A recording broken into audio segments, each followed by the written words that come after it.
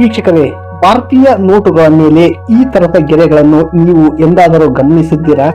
ನೋಟಿನ ಮೌಲ್ಯಕ್ಕೆ ಅನುಗುಣವಾಗಿ ಅವುಗಳ ಸಂಖ್ಯೆಯು ಬದಲಾಗಿರುತ್ತದೆ ಎಂಬುದನ್ನು ನೀವು ನೋಡಿರಬೇಕು. ವಾಸ್ತವವಾಗಿ ಈ ಸಾಲುಗಳು ನೋಟುಗಳ ಬಗ್ಗೆ ಬಹಳ ಮುಖ್ಯವಾದ ಮಾಹಿತಿಯನ್ನು ನೀಡುತ್ತವೆ. 100, 200, 500 ಮತ್ತು 2000 ನೋಟುಗಳ ಮೇಲೆ ಮಾಡಿರುವ ಸಾಲುಗಳ ಅರ್ಥವೇನು ಎಂದು ಇಲ್ಲಿ ತಿಳಿದುಕೊಳ್ಳೋಣ.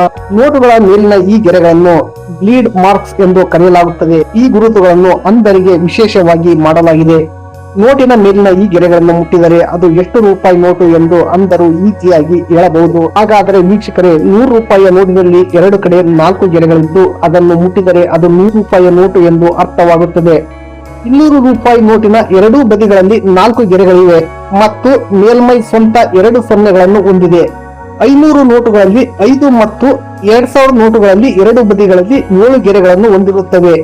ಈ ಗೆರೆಗಳು ಸಹಾಯದಿಂದ ಅಂಧರು ಅದರ ಮೌಲ್ಯವನ್ನು ಸುಲಭವಾಗಿ